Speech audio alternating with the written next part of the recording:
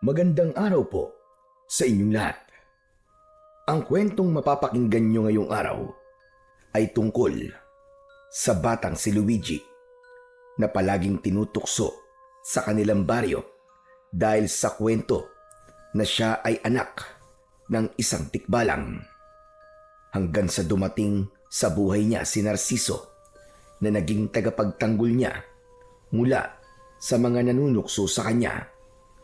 Sa pag-atake ng isang aswang sa bahay ni na Luigi, ay doon na ipinagtapat ng kanyang lola Luisa ang katotohanan.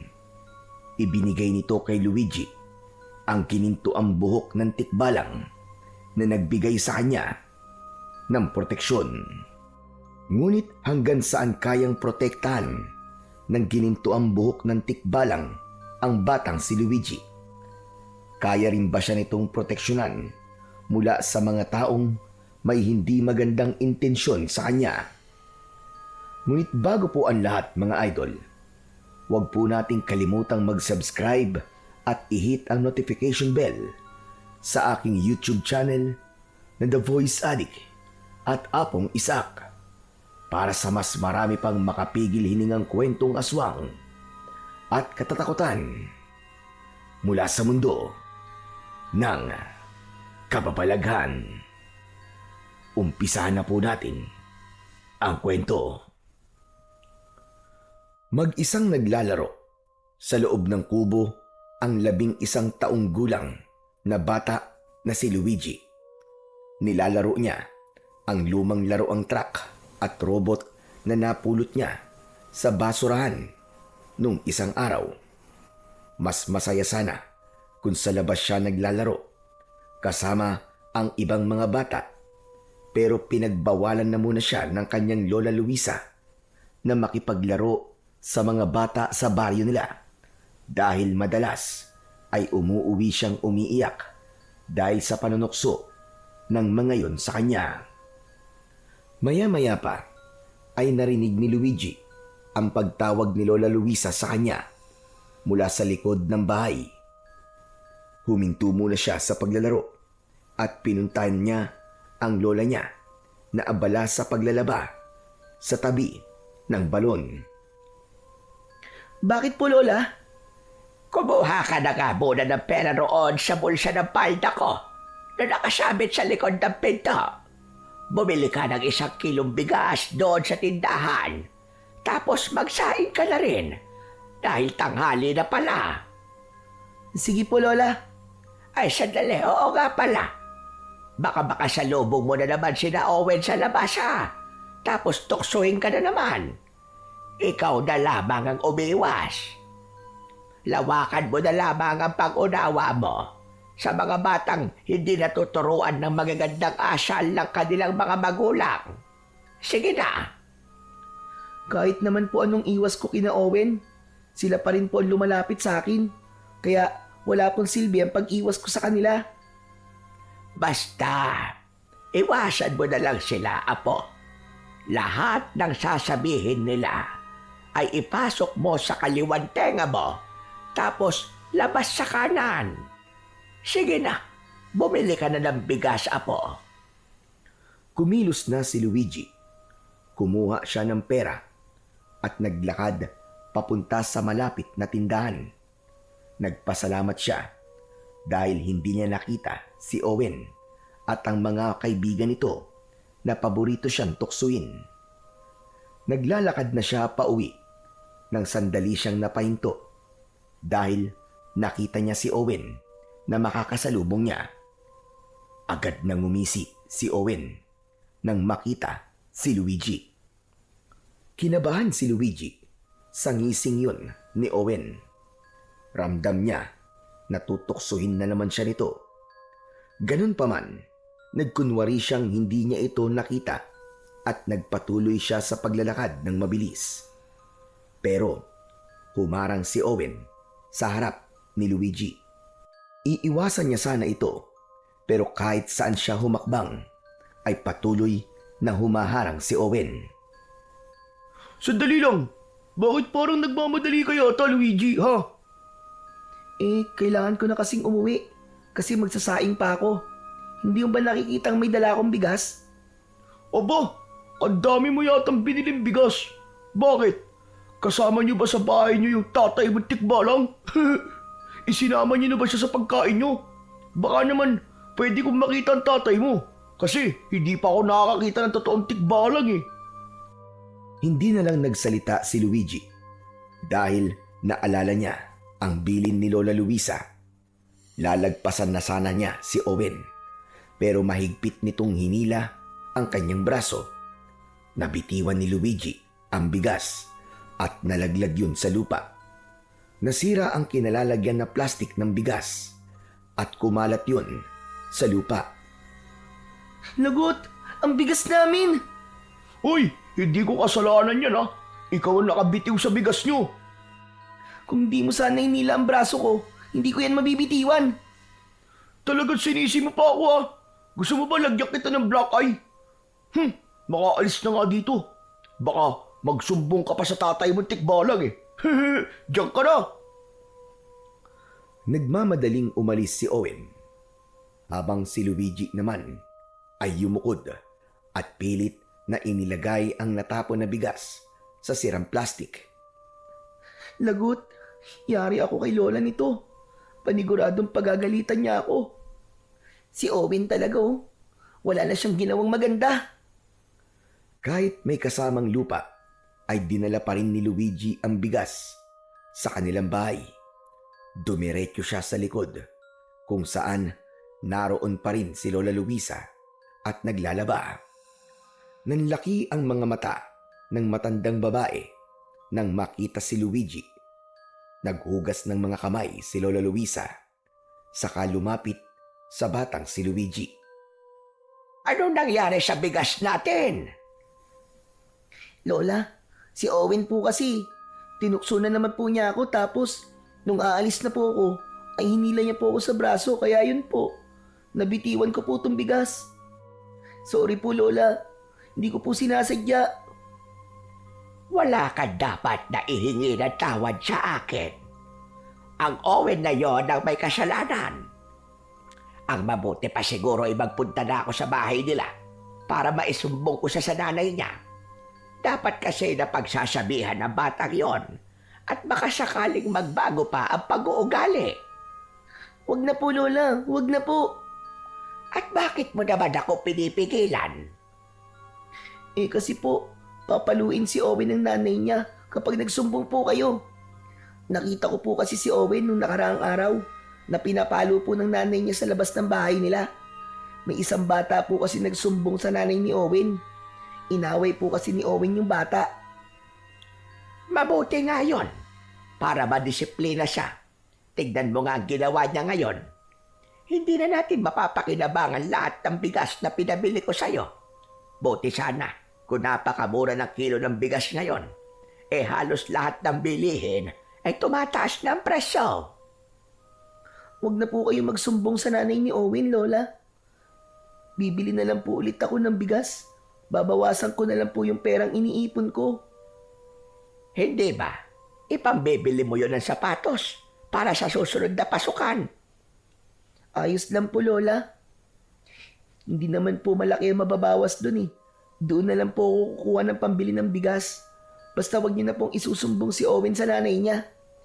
Kahit po hindi maganda ang patrato niya sa akin at palagi niya akong tinutukso, eh ayoko naman po siyang masaktan ng nanay niya nang dahil lang sa akin. Ay, nako.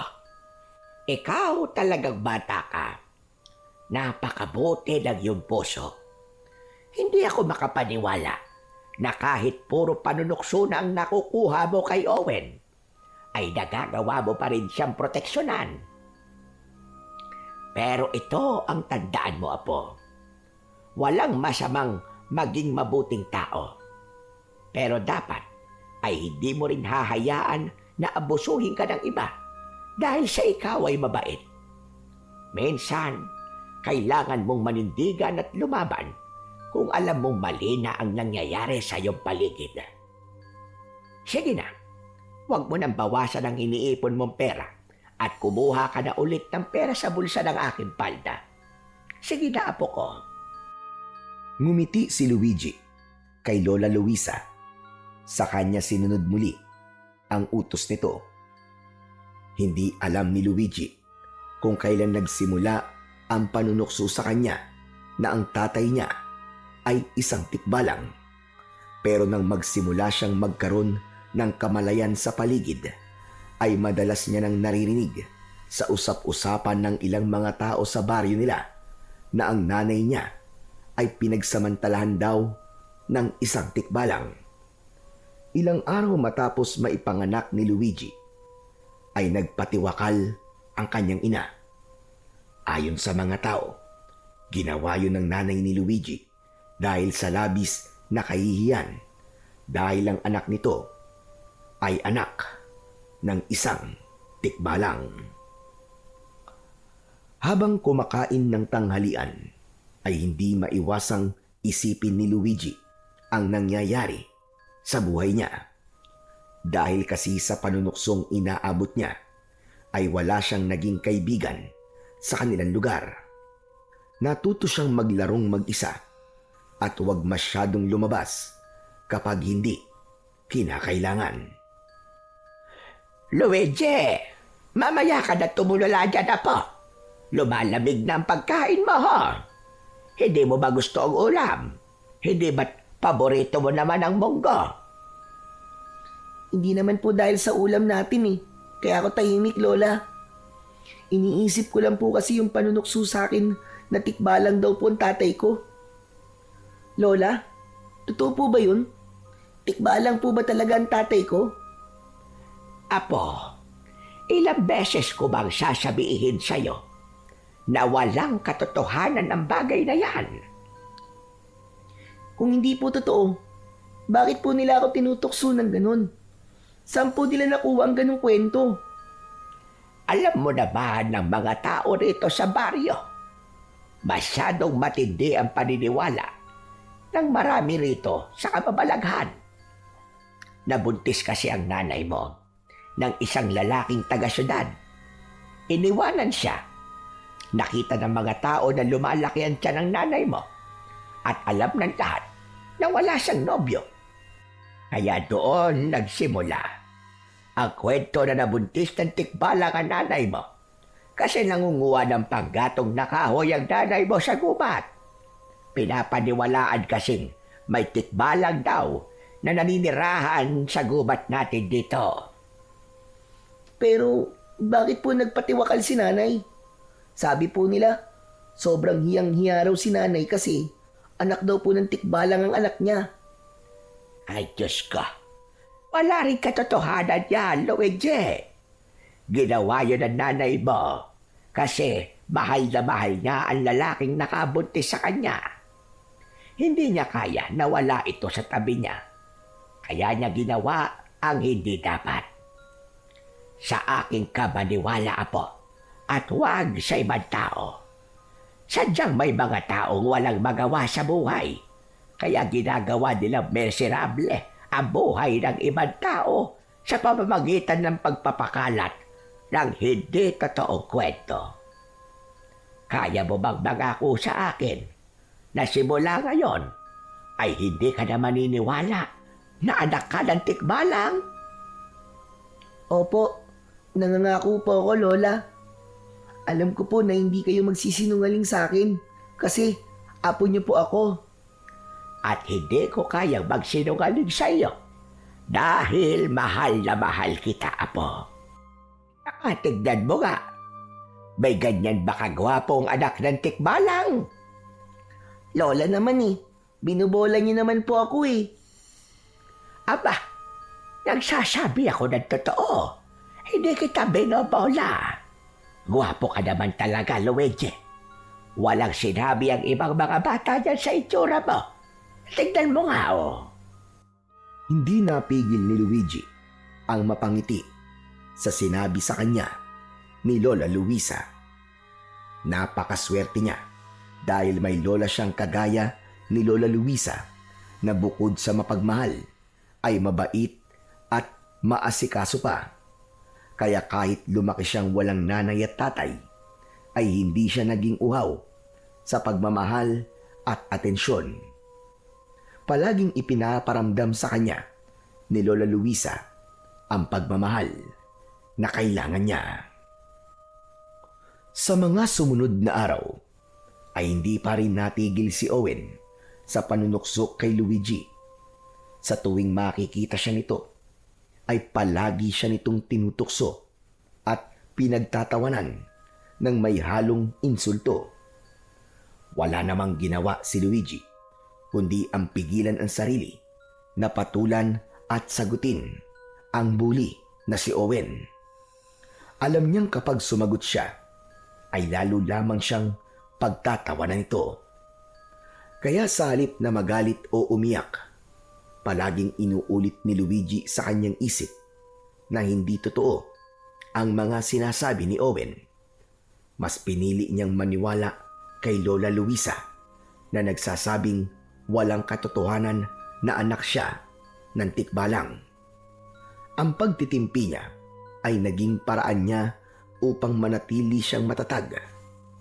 Sa puso niya, alam niyang ang pagmamahal at sinasabi ng kanyang lola ang mas dapat niyang pakinggan kesa sa masasakit na salita ng iba.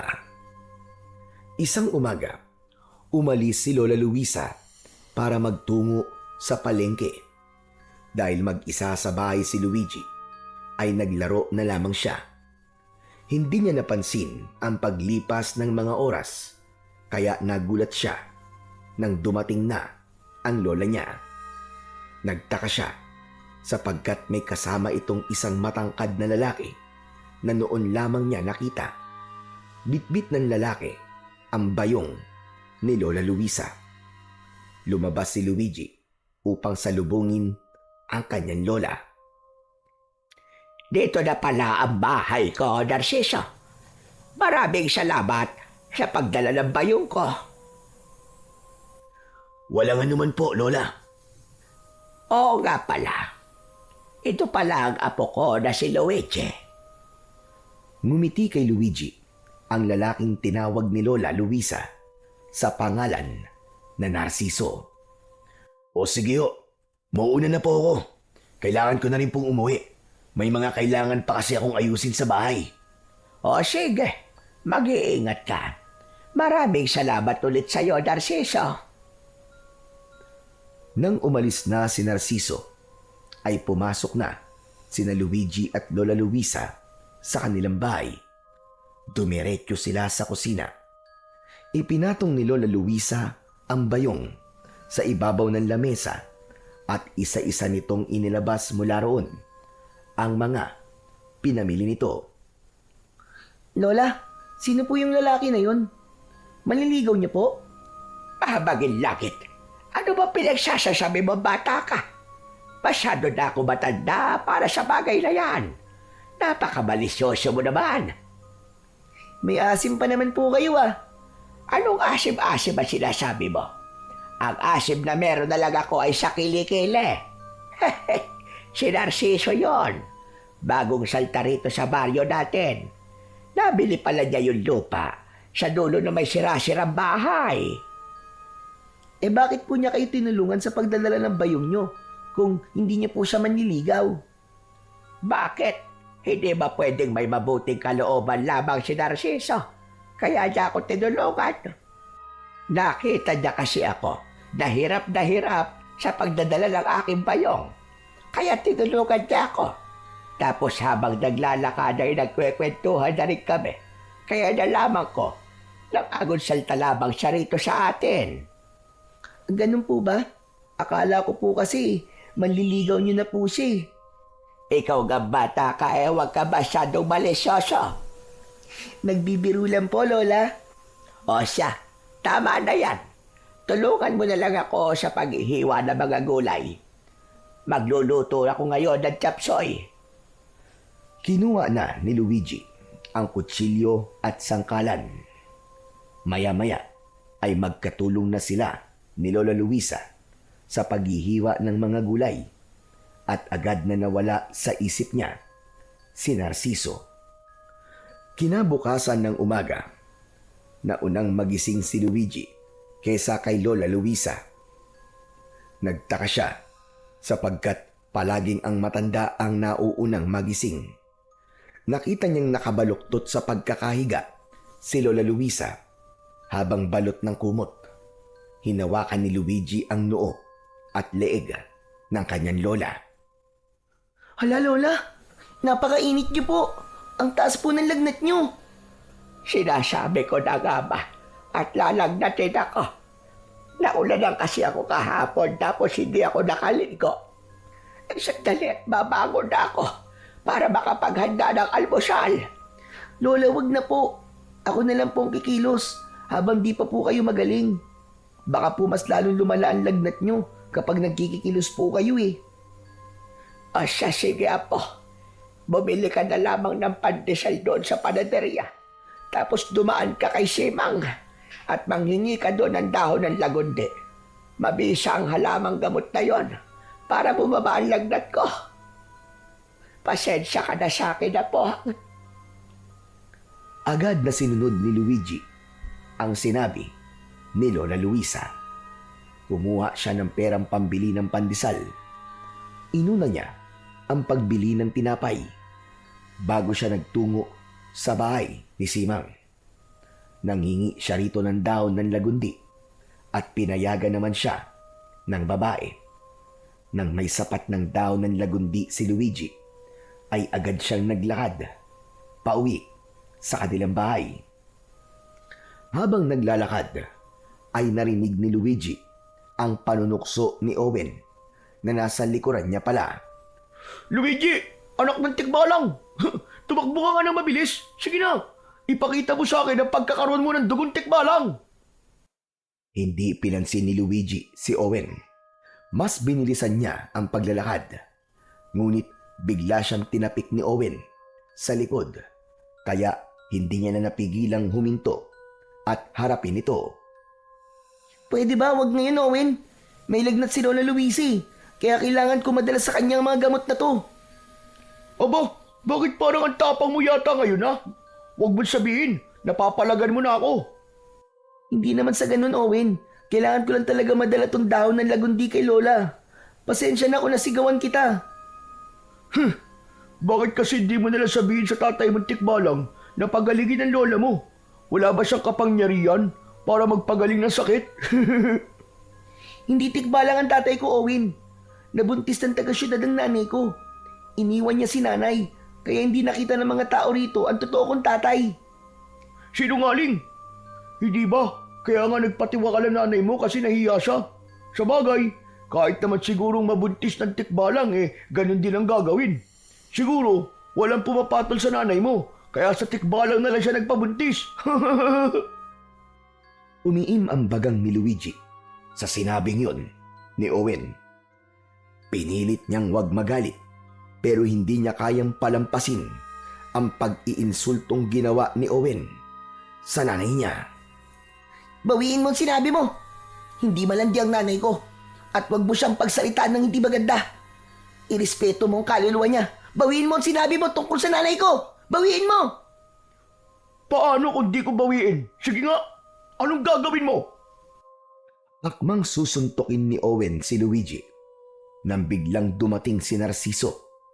Mabilis nitong hinawakan ang kamao ni Owen kaya hindi yun dumapo sa muka ni Luigi. Hoy! Bakit mo susuntukin si Luigi, ha? Bitiwan mo ako! Bitiwan mo ako! Kailangan ko makaganti sa loko-lokon to! Siya ang unang nanuntok sa akin, kaya gaganti ako sa kanya! Saka sino ka ba, ha? Bakit ka nakikialam? Totoo ba ang sinasabi niya, Luigi? Ikaw ba talaga ang unang nanuntok? Opo, pero tinutokso niya po kasi ako eh. Panunukso ba? Kung totoo ang sinasabi ko, anak ka naman talaga ng tigbalang sa kamalandi ang nanay mo! Kaya ka naman pala sinuntok eh. Kasi ganyan ang lumalabas sa bibig mong bata ka. Umuwi ka na. At ayoko nang malalaman na tinutokso o sinasaktan mo si Luigi, ha? Ipapaalam ko lang sa'yo na pumapatol ako sa bata. Nang bitiwan ni Narciso ang kamay ni Owen, ay nagmamadali at takot na tumakbo. Palayo si Owen. Pinulot ni Narciso ang supot ng pandesal at inabot yon kay Luigi. Maraming salamat po, Kuya Narciso ah.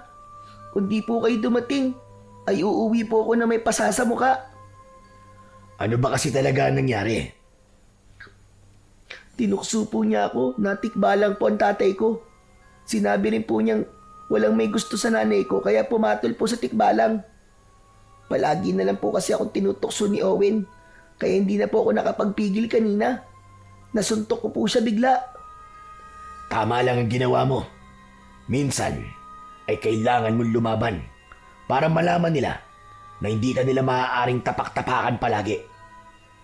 Oo nga pala, ano ba yung dahon na dala mo? Dahon po to ng lagundi. Nilalagnat po kasi si Lola Luisa eh. Ganun ba? Ang mabuti pa ihahatid na kita sa bahay nyo at baka inaabangan ka ng Owen na yon. Pumayag si Luigi sa sinabing yun ni Narciso. Habang naglalakad sila, ay muling nagtanong si Narciso. Curious lang ako, Luigi. Totoo ba yung tinutukso sa'yo? Na anak ka raw ng tikbalang? Naku, hindi po. Gawa-gawang kwento lang po yun ng mga tao rito sa amin. Saka kung anak po ko ng tikbalang, hindi po sana ako mukhang tao, di ba? Sa bagay, may punto naman ang sinabi mo. Kumusta na pala si Lola Luisa? Mataas po ang lagnat niya eh. Naulanan po kasi siya kahapon. Maya-maya pa ay nakarating na sina Luigi sa bahay. Aalis na sana si Narciso pero agad itong pinigilan ni Luigi. Kuya, huwag po muna kayong umalis. Saluhan niyo po kami ni Lola sa almusal para po makabawi po ako sa pagliligtas niyo sa akin kanina. Aba, hindi ko tatanggihan yan. Mabuti at makakalibre ako ng almusal. Pasok po kayo rito sa loob. Maupo na muna kayo sa kusina at tatawagin ko lang po si Lola Luisa. Pumasok na si Narciso at nagtungo sa kusina. Pinuntahan naman ni Luigi si Lola Luisa sa maliit nilang silid. Inalalayan niya ito sa pagtayo. Bahagyang nagulat si Lola Luisa nang makita si Narciso. Magandang umaga po, Lola. May sakit daw po kayo, sabi ni Luigi. Aba, meron nga. Tumatanda na talaga ako. Madali na akong kapitan ng sakit. Lola, dito po mag-aalmusal si Kuya Narciso. Iniligtas po niya kasi ako kanina kay Owen. Ano ka ba? Paano iniligtas? Inaway ka na naman ba ng Owen na yon? Nakita ko po kasi nasusuntukin ng Owen si Luigi. Kaya lumapit po kagad ako para pigilan si Owen. Tapos sininda ko na rin po si Owen para hindi niya naawain at tuksoin si Luigi. Lola, sorry po. Kasi hindi ko po sinunod yung billing nyo. Nasuntok ko po kasi si Owen kasi grabe na po ang panunukso niya eh. Sinabi po niyang malandi si nanay.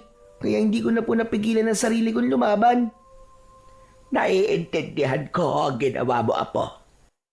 Pero hindi ibig sabihin na sinabi ko sa'yo na minsan ay kailangan mong lumaban ay karahasan na ang pipiliin mong paraan sa paglaban. Pero hayaan mo na. Nangyari na, kaya wala na tayong magagawa. Ang mabuti pa ay mag-almusal na tayo. Salamat pala sa pagliligtas sa apo ko, Narciso. Walang anuman po, Lola Luisa. Bago kumain, ay nagpaapoy muna si Luigi sa kalan. Isinalang niya roon ang kalderong may tubig at dahon ng lagundi para pagkatapos mag-almusal ay makakainom na kagad ng gamot si Lola Luisa. Maya-maya pa ay magkakasama ng nag-almusal ang tatlo. Oo nga pala, Narciso. Bakit mo pala napiling manirahan dito? Masyado na po kasi magulo ang buhay sa Maynila. Kaya naghanap po ako ng lugar na malayo sa kabiasnan. At dito ako napunta. Paanong magulo ang sinasabi mo? Mahirap pong ipaliwanag eh. Mahaba pong kwento. Paano ang trabaho mo sa Maynila? Paniguradong may trabaho ka roon. May maliit po akong negosyo roon. pero pinahawa ko po muna sa kapatid ko. Kaya kahit po nasa malayo ko, ay tiwala po ko na hindi babagsak ang negosyo ko. Mukhang maayos pala ang buhay mo. Nakakatuwa naman na pinili mong manirahan sa ganitong klase ng lugar. Maganda naman po rito sa baryo nyo, Lole. Tahimik pa. Hindi gaya sa syudad na napakaingay. Sa tingin ko nga po, dito na ako maninirahan talaga eh. Kahit wala pa akong 1 linggo rito, ay nagustuhan ko na po kagad dito. Tapos, eto nga po, nagkaroon po kagad ako ng kakilala. Kayo po, saka si Luigi. Maraming salamat po sa inyo. Ay nako, kami ang dapat na magpasalamat sa iyo. Kasi parehas mo na kaming tinulungan ng apo ko. Basta kapag naiinip ka at kailangan mo ng kausap, ay magtungo ka lang rito sa aming bahay. Bukas ang pinto namin para sa iyo, Narciso. Mula ng araw na ipagtanggol, si Luigi ni Narciso ay madalas na itong pumupunta sa bahay nila. Sa bawat pagbisita ni Narciso, ay palagi itong may dalang kwento kay Luigi tungkol sa buhay sa syudad. Si Lola Luisa naman ay natuwa rin dahil bukod sa mga kwento ay palagi ring may dalang pagkain si Narciso. Minsan ay prutas, kung minsan ay tinapay, at kung minsan ay ulam na ito mismo ang nagluto. Dahil sa kabutihang ipinakita ni Narciso, ay mabilis silang naging malapit dito. Sa maikling panahon, ay naging parang bahagi na ito ng kanilang pamilya. Isang umaga, nagtungo si Narciso sa bahay ni na Luigi. Wala si Lola Luisa ng mga panahon yon dahil nasa palengke ito. 2 araw lamang ang lumipas ay gumaling na kagad si Lola Luisa sa sakit nitong lagnat. Napahinto sa paglalaro si Luigi upang harapin si Narciso. Kuya, ang aga mo naman. Wala si Lola eh, nasa palengke siya. Bumibili siya ng sangkap para sa ibibenta niyang biko mamaya. Ah, ganun ba? Naiinip kasi ako sa bahay eh. May alam ka bang pasyalan dito? Ayoko kasing mamasyal ng mag-isa at baka kung saan ako mapunta. Alam mo na, baka maligaw ako rito. May malinis na batis sa loob ng gubat, kuya. Pero hindi kasi ako pinapapunta ron ni Lola kasi meron daw tikbalang dun eh. Batis? Alam mo, nakakahiyamang sabihin pero sa edad kong to, ay hindi pa ako nakakakita ng batis eh. Gusto kong makita ang batis sa sinasabi mo. Pero baka mapagalitan ako ni Lola Luisa kapag nagpunta ako ron eh. Hindi naman natin sasabihin sa kanya eh. Mabilis lang tayo, promise. Gusto ko lang talagang makita yung batis sa sinasabi mo. Baka magpakita sa atin yung tikbalang sa gubat, kuya. Kasama mo naman ako eh. Wala kang dapat ikatakot. Ano? Tara na. Gusto ko lang malaman ang daan papunta ron para sa susunod. Kahit ako na lang ang mag-isang pupunta. Sige na nga. Sandali lang at sasarado ko lang po ang bahay namin, kuya. Isinarado muna ni Luigi ang bahay nila. Saka sila naglakad ni Narciso papunta sa gubat. Habang naglalakad, ay hindi naiwasan ni Luigi ang kabahan. Noon pa man kasi ay mahigpit ng bilin ni Lola Luisa na huwag siyang magtutungo sa gubat dahil may nakita roong tikbalang. Ayon sa mga kwento, maraming tao na ang iniligaw ng tikbalang sa gubat.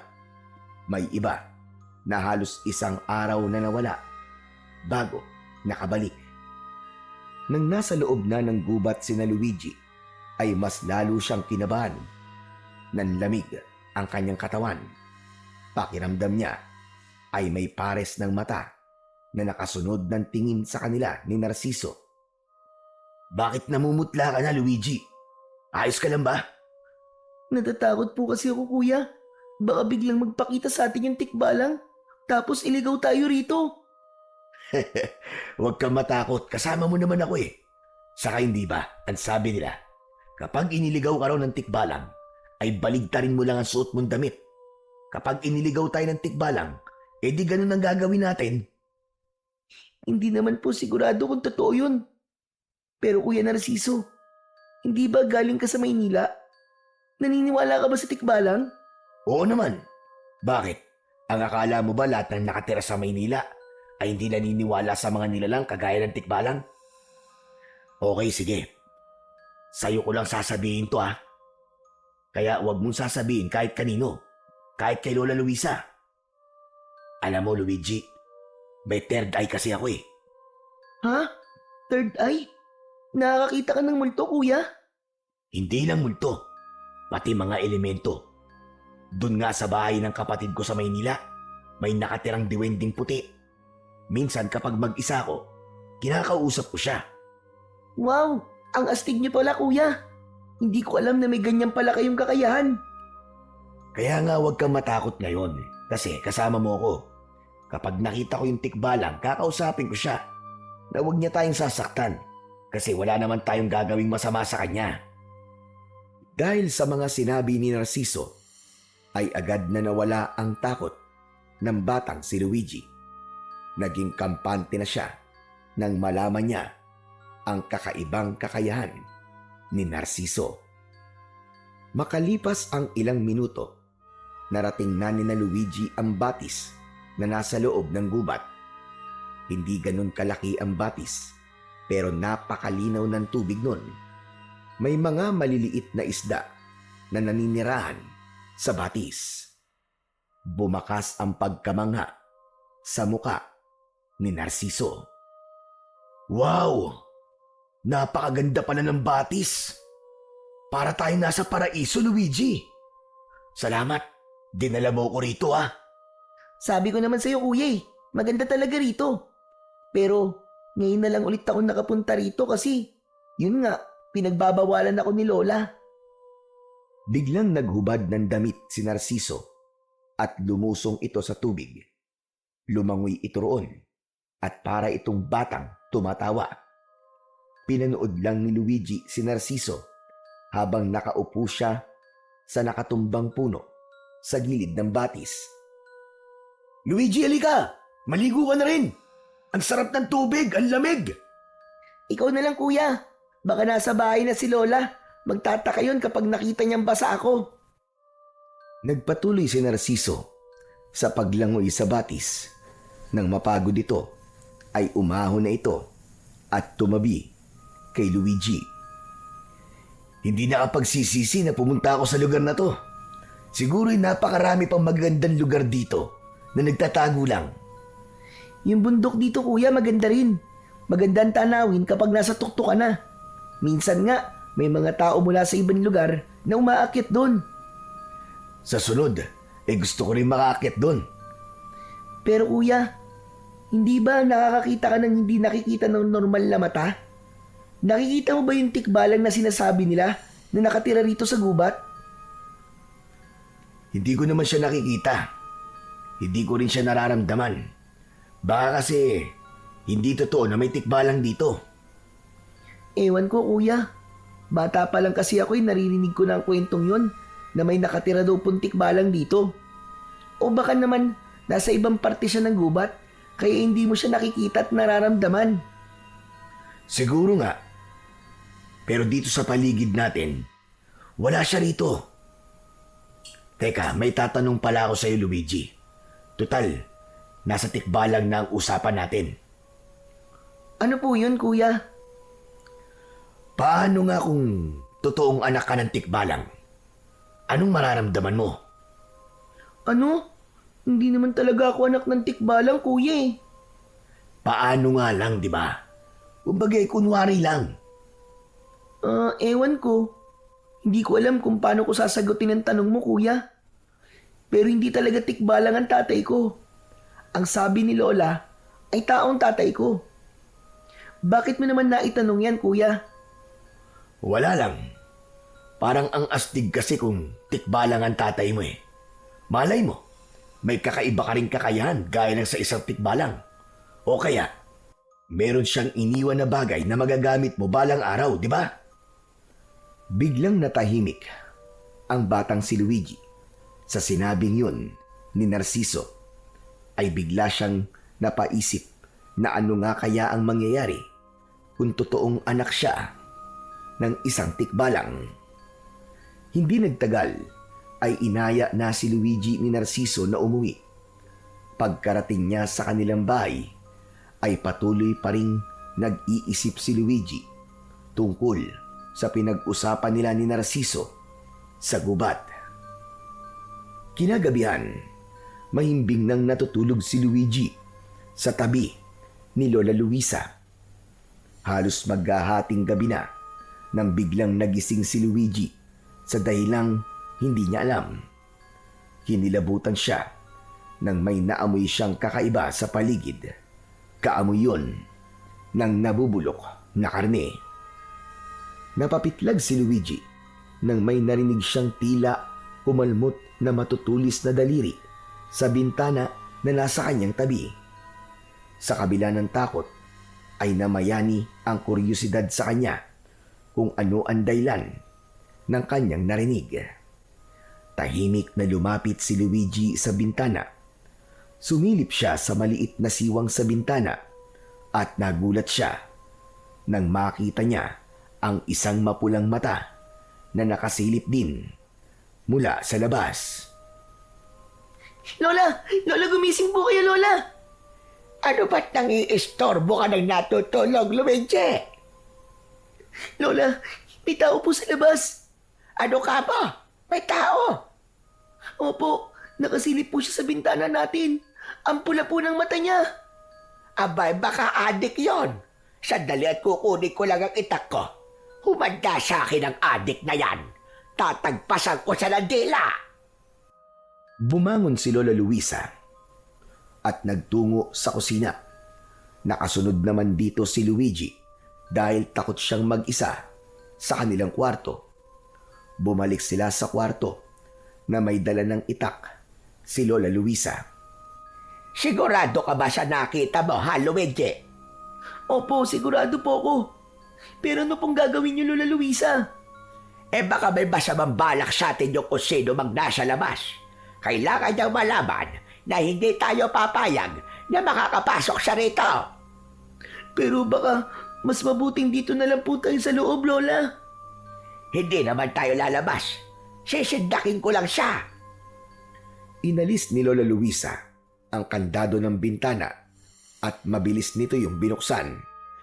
Sino nandyan? Kung may binabalak ang hindi maganda, ay huwag mo nang ituloy. Dahil hindi ka sasantuin ng itak ko. Lalaslasin ko, lalamunan mong lintik ka. Walang sumagot sa pagsigaw na yon ni Lola Luisa. Nanginginig naman sa takot si Luigi habang nasa likod ng lola niya. Mabigat pa rin ang kanyang pakiramdam. Dumungaw si Lola Luisa sa bintana, saka ito tumingin sa labas. Maya-maya pa ay humarap si Lola Luisa kay Luigi. Wala na bang tao sa labas, Apo? Siguro ay umalis na siya dahil sa takot. Hala, sige. Bumalik na tayo sa pagtulog at inaantok pa ako. Sigurado po ba kayo, Lola? Oo nga. Kaya huwag ka nang matakot. Halika na. Matulog na tayo ulit. Laking gulat ni Luigi nang mula sa labas ng bintana ay nakita niya ang isang nakakatakot na nilalang. Sigurado siya na yun ang nagmamay-ari ng pulang mata na nakita niya kanina. Para yung isang halimaw na nakatakas sa impyerno. Meron yung matutulis na mga ngipin at mahabang dila. Bago pa mabigyan ni Luigi ng babala, si Lola Luisa ay nagawa ng kalmutin ng nilalang sa likod ng kanyang lola. Hanggang sa natumba si Lola Luisa. Kahit natatakot ay kumilos pa rin si Luigi. Isasarado na sana niya ang bintana, ngunit mabilis na nakatalon ng aswang papasok sa kanilang bahay. Agad namang iniharang ni Lola Luisa ang sarili nito sa nakakatakot na nilalang habang nakaamba ang itak. Pinotektahan ni Lola Luisa si Luigi na nasa likod nito. Huwag kang lalapit. Hindi ako magdadalawang isip na patayin ka. Lumayas ka rito, aswang ka. Hindi ako natatakot sa'yo.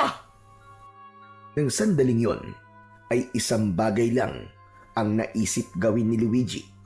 At yun ay ang humingi ng tulong sa mga kapitbahay nila. Paulit-ulit siyang sumigaw ng malakas habang humihingi ng saklolo. Tila naramdaman ng nilalang na papunta na ang mga tao sa bahay ni na Luigi, kaya mabilis siyang tumakas mula sa nakabukas na bintana. Kaya nang dumating ang mga tao, ay wala na ang nakakatakot na nilalang. Agad namang niyakap ni Luigi si Lola Luisa. Hindi niya na napigilan ang pag-iyak dahil sa natamong sugat ng kanyang lola. Isang manggagamot ang ipinatawag ni Lola Luisa para gamutin ang sugat nito sa likod. Matapos na magamot ang matandang babae, ay naaawang nilapitan ito ni Luigi. Kumusta na po ang pakiramdam niyo, Lola? Makirot pa rin ang sugat ko sa likod, Apo. Pero nalagyan naman na ni Julio ng gamot. Kaya siguradong ilang araw lang ay gagaling na rin ito. Sana nga po ay gumaling na po agad ang sugat niyo, Lola. Nag-aalala po kasi ako sa inyo eh. Ayos na ako, Apo. Ang mahalaga ay buhay tayong dalawa at hindi tayo nasaktan ng aswang na yon. Salamat sa Panginoon at hindi niya tayo pinabayaan. Aswang po ba talaga yung umatake sa atin kagabi? Oo, Apo. Aswang yon. Doon kasi sa lugar kung saan ako ipinanganak ay maraming aswang. Ilang beses na ako nakakita ng ganon, kaya alam ko ang kanilang itsura. Pero Lola, paano po kung balikan po tayo ng aswang? Di lalaban tayo. Hindi ako papayag na may mangyaring masama sa ating dalawa. Lalong-lalo na sa iyo, Apo, Luigi. Saka nandyan naman ang mga kapitbahay natin na handang tulungan tayo. Hindi ba't nang marinig nila ang sigaw mo, ay nagpunta kagad sila rito? Sa gitna ng pag-uusap ni na Luigi at Lola Luisa, ay dumating ang nag-aalalang si Narciso. Umupo ito sa tabi ni Lola Luisa at hinawakan ang kamay ng matanda. Lola, totoo po ba ang kwentong nakarating sa akin? Inatake raw kayo ng isang aswang kagabi at nasugatan kayo? Napakabilis talagang kumalat ng balita sa lugar na ito. Oo, totoo yon. Inatake nga kami ng aswang at nagawa pa niyang makapasok dito sa aming bahay. Kumusta po kayo? Ikaw, Luigi, nasugatan ka rin ba? Ayos lang po ako, kuya. Hindi po ako nasaktan ng aswang. Pero si Lola po, nakalmot siya ng aswang sa likod. Mabuti na nga lang po at hindi malalim ang sugat niya. Mas makakabuti siguro kung magpunta tayo sa ospital, Lola. Dapat matignan ng doktor ang sugat nyo. Hindi na kailangan, Narciso. Nagamot na ako ni Julio. Okay na yon. Kilala yung magaling na manggagamot dito. Isa pa, mas malaki ang gastos kapag sa ospital pa ako nagpagamot. Sigurado po ba kayo, Lola? Sigurado ako. Salamat sa pag-aalala mo, Narciso. Ano po bang nangyari? Bakit po kayo inatake ng aswang? Nagising kasi itong si Luigi tapos sumilip siya sa bintana. May nakita daw siyang kulay pulang mata. Kaya inakala ko na adik. Sisindakin ko sana gamit ang itak kaya binuksan ko ang bintana. Ayun, doon na kami inatake ng aswang pagtalikod ko. Ibig po palang sabihin meron pong aswang dito sa baryo nyo. Sa totoo lang ay hindi ko rin alam, Narciso. Napakatagal ko nang naninirahan sa baryong ito. Pero ngayon lang ako nakakita ng aswang dito. Kaya simula ngayon ay mag-iingat na tayong lahat dahil hindi natin alam kung kailan muling aatake ang aswang na yon o kung sino ang sunod niyang bibiktimahin. Tahimik lang na nakikinig si Luigi sa pag-uusap ni na Lola Luisa at Narciso. Ngunit ang takot sa kanyang dibdib ay mas lalong tumitindi. Pakiramdam niya ay hindi pa yon ang huling beses na makakaengkwentro nila ang aswang na umatake sa kanilang bahay noong nakaraang gabi. Pagsapit ng gabi ay muling nakaramdam ng takot si Luigi. Pagkatapos nilang maghapunan ay naglagay ng asin si Lola Luisa sa gilid ng pinto at bintana. Lola, takot po ba sa asin ang aswang? Kaya po kayo naglalagay nun sa pinto at bintana? Oo, Apo, tama ka. Takot sila sa asin. Pero depende pa rin sa aswang. Kapag siguro yung matataas na uri ng aswang, ay may posibilidad na walang epekto sa kanila ang asin. Kung ganun po, hindi po tayo sigurado na hindi na tayo mapapasok ng aswang. Ganun na nga. Pero mas mabuti nang may gawin tayo kesa sa wala. Lola, sa totoo lang po natatakot pa rin ako. Pakiramdam ko po talaga ay babalikan po tayo ng aswang. Ayoko pa po mamatay. Ayoko rin po mamatay kayo kasi kapag nangyari yun, mag-isa na lang po ako sa buhay. Hindi ko po kayang mawala kayo, Lola. Ayoko pong mangyari yun. Hindi agad nakapagsalita si Lola Luisa sa sinabing yun ni Luigi. Bakas ang takot at pag-aalala sa muka ni Luigi dahil simula nang may aswang na umatake sa kanila ay doon niya napagtantong hindi na sila ligtas. Pumasok si Lola Luisa sa kanilang kwarto. Makalipas ang ilang sandali ay binalikan nito si Luigi. May dalang telang pula ang matandang babae. Naiintindihan ko ang takot na nararamdaman mo, Apo. Kahit ako ay natatakot sa kung ano ang mga susunod na mangyayari sa atin. Tama ka. May posibilidad nga na bumalik ang aswang na yon. At hindi tayo sigurado kung kaya ba tayong protektahan ng asin. Kaya naisip ko na ito na ang tamang panahon para malaman mo ang buong katotohanan. Po, ano pong buong katotohanan? Ngayon pa lang ay humihingi na ako ng tawad. Kung ngayon ko lang ito sasabihin sa iyo, Apo, Luigi. Pero sana ay maintindihan mo ko na matagal kong itinago sa iyo ang katotohanan dahil nais lamang kitang proteksyonan at gusto ko mabuhay ka ng normal gaya ng ibang mga bata. Ano po bang kailangan niyong sabihin sa akin? Kinakabahan naman po ako sa inyo, Lola eh. Apo, makinig ka. Totoo na ang tatay mo ay isang tikbalang. Ano po? Ang pangalan ng tikbalang na nakabuntis sa iyong ina ay Amaron. Hindi siya basta pangkaraniwan tikbalang, kundi siya ay isang hari ng mga tikbalang. Nagustuhan ni Amaron ng iyong ina. At kahit labag sa kalooban ng nanay mo, ay binuntis siya ni Amaron. Totoo rin na kaya nagpatiwakal ang nanay mo ay dahil sa kahihiyan. Hindi niya nakinaya ang mga naririnig niya mula sa mga tao. Kaya mas pinili niyang wakasan ang sarili niyang buhay. Hindi na malaya ni Luigi ang pagtulo ng kanyang mga luwa. Hindi niya akalain na ang mga panunuksong natatanggap niya ay isa palang katotohanan. Bakit ngayon niyo lang po sinabi sa akin yan?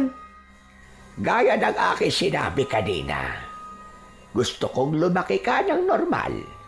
Ayokong isipin mo na iba ka sa mga batang nandito sa ating baryo.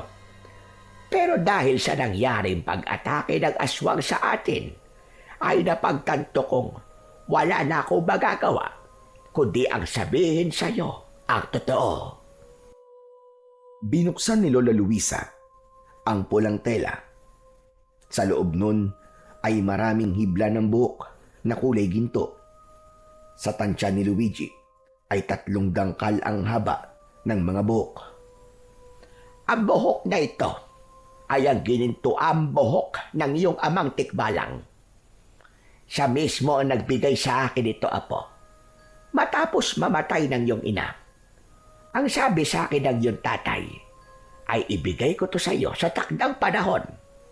Kailangan mo itong itali sa kahit na anong parte ng iyong katawan dahil ang ginintuang buhok na ito ang magbibigay sa iyo ng proteksyon laban sa mga aswang. Alam ni Amaron na magiging mainit ka sa mata ng mga aswang dahil ikaw ay kalahating tao at kalahating tikbalang. Alam ng mga aswang na kapag lumaki ka, ay kusang lalabas ang mga kakaiba mong kakayahan at magiging malaking banta ka sa mga aswang. Ang ibig niyo po ba sabihin, yung aswang po na umatake sa akin, ay ako talaga ang pakay niya? Gusto niya po niya akong patayin? Tama ka. Hindi ko alam kung paano nila nalaban na anak ka ng isang tikbalang apo. Pero sigurado ko na kumikilos na ang mga aswang para patayin ka bago ka pa tumuntong sa edad kung saan lalabas na ang mga kakayahan na meron ka dahil sa tatay mong hari ng mga tikbalang. Kaya simula sa gabing ito, kailangan mo nang isuot ang ginintuang buhok ng tikbalang bilang proteksyon mo sa mga aswang. Akin ang kaliwa mong braso, apo. Inilapit ni Luigi ang isa niyang braso kay Lola Luisa kahit naguguluhan pa rin siya. Mahigpit na itinali ni Lola Luisa ang ginintuang buhok ng tikbalang sa braso ni Luigi. Siniguro nito na hindi yun matatanggal ng basta-basta. May kakaibang naramdaman si Luigi. Tila may kung anong enerhiya ang bumalot sa buo niyang katawan. Tila ba may maliliit na bultahe ng kuryente na kumikiliti sa kanyang balat. Tandaan mo, huwag mong hahayaan na mawala ang buhok na yan sa iyong braso at huwag mo rin hahayaan na makuha yan sa iyo ng iba. Nagkakaintindihan ba tayo? Opo. Muli akong humihingi ng pasensya sa iyo, apo. Patawad ko ngayon ko lang sinabi sa iyo ang katotohanan. Ang akala ko kasi ay hindi darating ang ganitong pangyayari sa buhay natin. Hindi naman po ako galit sa inyo, Lola. Nagulat lang po ako pero naiintindihan ko po kayo. Masyado po kayong maraming nagawang mabuti sa akin, Lola, para magalit po ako sa inyo.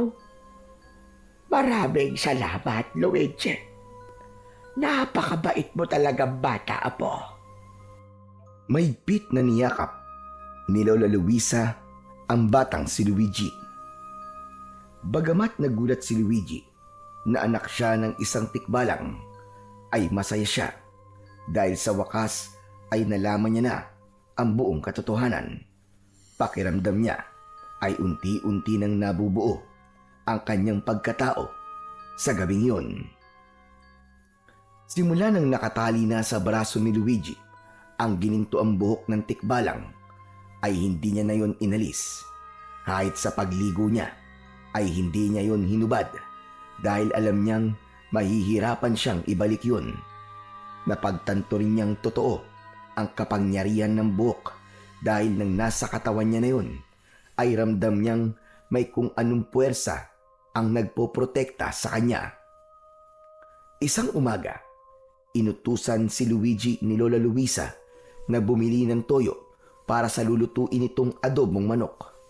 Habang naglalakad si Luigi, pagpunta sa tindahan, ay biglang humarang si Owen sa kanya. Hoy! Balita ko inatake raw kayo ng aswang ng lola mo ah! Oo, buti na nga lang at buhay pa kami ni Lola. Nasugatan lang si Lola Luisa. Malamang kaya kayo nakaligtas kasi tinulungan kayo ng tatay mong tikbalang. Ano, tama ba ako? Hindi mo alam ang sinasabi mo. Nakaligtas kami kasi tinulungan kami ng mga kapitbahay namin. Sus, pa-inosente ka pa eh. Pero mabuti na lang at nakita kita. Akala mo ba'y nakakalimutan ko na yung pagsuntok mo sa akin? Hindi pa ako nakakaganti sa'yo. Owen, pwede ba? Ayoko ng gulo. Pwes ako gusto ko. Hindi kita titigilan hanggat hindi kita nasusuntok. Sige, kung yan ang gusto mo at yan ang magpapagaan sa kalooban mo, pagbibigyan kita.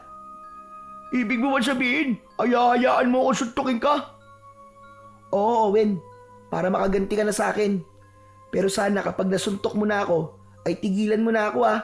Sana hindi mo na ako tutuksuin. Pwede ba? Huwag mo akong inuutusan. Kaya kahit suntokin kita, itutuksuin pa rin kita.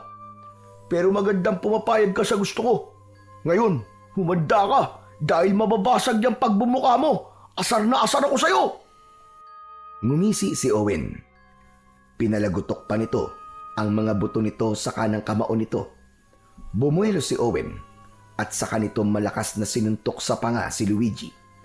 Ngunit imbis na si Luigi ang masaktan, ay si Owen ang napasigaw dahil sa labis na sakit. Nagulantang si Luigi dahil wala siyang naramdamang sakit nang tumama ang kamao ni Owen sa kanyang panga.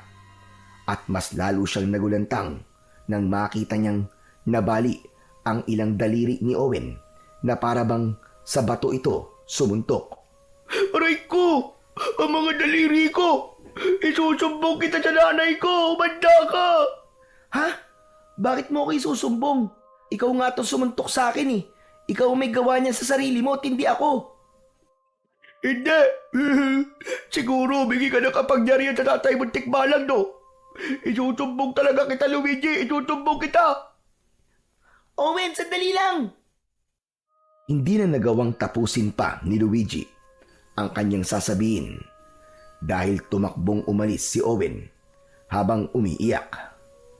Nabahala si Luigi dahil baka magkaroon ng gulo sa sandaling isumbong siya ni Owen sa nanay nito.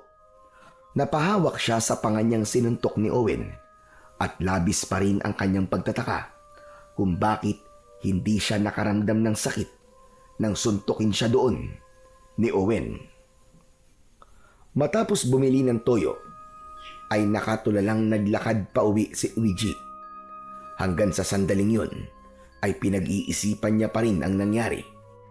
Inabot niya kay Lola Luisa ang toyo at naupo siya sa upuang nasa kanilang kusina. Bakit naman ang tagal mo yata bumili? Narinig ni Luigi ang tanong ng kanyang Lola Luisa, pero dumaan lamang yon sa tenga niya na natili siyang nakatulala at tila wala sa sarili. Luigi, apo, ano ba nangyari sa'yo at nakatulala ka dyan? Huwag mo sabihin, inaway ka na naman o tinukso ka na naman ni Owen. Hindi po, Lola. Bakit nakatulala ka simula na dumating ka? Sobrang init po kasi sa labas eh. Medyo sumakit po ang ulo ko. Napakainit na ka ng panahon ngayon at Abril na. Magpahinga ka na lang muna dyan, apo. Ako naman ay isasalang ko na itong adobo para makakain na tayo. Siguradong masarap ito. Nagtungo si Luigi sa sala at naglaro ng kanyang mga lumang laruan. Pero wala roon ang atensyon niya, kundi sa kasagutan kung bakit hindi siya nasaktan sa pagsuntok sa kanya ni Owen. Hanggang sa nakita niya si Owen na papunta sa bahay nila. Umiiyak ito habang kasama ang nanay nitong si Petra na ang itsura ay parang susugod sa gera. Luisa! Luisa! Ilabas mo ang apo mo! Ilabas mo! Abay, sandali. Si Petra ba yon? Abay, bakit para siyang kalabaw na nagwawala? Labis na kinabahan si Luigi nang lumabas si Lola Luisa para kausapin sina Owen at Petra. Petra, ano't sumisigaw ka? May problema ba? Meron! At malaki ang magiging problema nyo ngayong araw. Nasaan na ang apo mong anak ng tikbalang? Ilabas mo siya! Teka, sandali. Hindi tayo magkakaintindihan kung mag-hysterical ka dyan. Ano ba kasing nangyari? Bakit parang galit na galit ka yata sa apo ko? Hindi lang ako galit sa kanya, kundi sobrang galit na galit. Tignan mo ang kamay ng anak ko. Nabalian siya ng 3 daliri. Alam mo ba kung sino may gawa nito? Walang iba kundi ang apo mong si Luigi. Kaya ilabas mo siya. Babalian ko rin siya ng daliri. Bilisan mo at nanggigigil na ako ng sobra. Huminahon ka muna, Petra. Baka mamaya ay himatayin ka dyan bigla. Pero sa tingin ko, ay hindi yan magagawa ng apo ko. Kilala ko si Luigi. Alam niya na masama ang manakit ng kanyang kapwa. Anong hindi magagawa sinasabi mo? Ginawa na nga niya. Kaya ilabas mo siya. Ilabas mo. O baka gusto mong ako mismo ang pumasok sa bahay niyo para mahila ko sa palabas. Sige, subukan mo gawin yan. At boboksingin talaga kita. Kita mo na. Parehas kayo ng apo mo. Pareho kayong bayulente. Napagtanto ni Luigi na hindi titigil si Aling Petra hanggang hindi siya nito nakikita. Kaya kahit natatakot ay mas pinili na lamang niya na lumabas. Nakayuko siyang tumayo sa tabi ni Lola Luisa. Ayan! Sa wakas nagpakita ka na ring bata ka. Anak ka talaga ng tikbalang? Ano bang tumakbo sa utak mo at binali mo ang daliri ng anak ko, ha? Hindi ko po binali ang mga daliri ni Owen, Aling Petra. Sinuntok po niya ako sa mukha kasi gusto niyang gumanti sa akin kasi nasuntok ko po siya sa mukha nung isang araw. Tapos siguro po ay napasama po ang pagtama ng kamao niya sa mukha ko. Kaya po nabali. Hey, yun naman pala, Petra. Si Owen ang may gawa niyan sa kanyang sarili. Sandali lang, Owen. Ang sabi mo sa akin nakaupo ka lang sa tindahan. Tapos nilapitan ka ni Luigi at walang dahilan niyang binali ang mga daliri mo. Sorry po, Nay. Nagsinungaling po ako. Totoo po sinabi ni Luigi. Baka po kasi hindi kayo maniwala kapag sinabi ko sa inyo ang totoo Kasi kahit po ako ay di makapaniwalang imbis na si Luigi ang masaktan, ay ako po nasaktan na suntukin ko po siya. O nakita mo na, Petra. Nagsinungaling naman pala sa'yo si Owen. Anak mo naman palang may kasalanan kung bakit nabali ang mga daliri niya sa kamay. Kahit na, kasalanan pa rin ni Luigi. Kaya kailangan yung ipa-ospital ang anak ko. Handa kaming ipa-ospital si Owen kung yan ang magpapatahimik sa'yo. Pero Petra, nakikiusap ako sa'yo na pagsabihan mo naman at pangaralan mo naman ang anak mo na hindi tama ang nanunukso siya ng ibang bata. Ano bang pinagsasasabi mo, matanda ka, ha? Wala akong alam sa bagay na yan. Baka naman masyadong balat sibuyas lang yan si Luigi. Biro lang nasasakta na siya. Iba ang biro. Iba rin ang panunukso. Ang biro ay nakakatawa, habang ang panunukso ay nakakasakit. Mabait ang apo ko, Petra. At hindi siya dapat nakakaranas ng matinding panunukso mula sa anak mo. Alam mo bang kung anong klaseng bigat ang dinadala ni Luigi dahil sa paulit-ulit na panunukso ni Owen sa kanya? Ang mga salita, malalim yan kung makasugat. Kung patuloy mo yang hahayaan si Owen, baka hindi lang si Luigi ang masaktan, kundi pati na ang kinabukasan ng anak mo.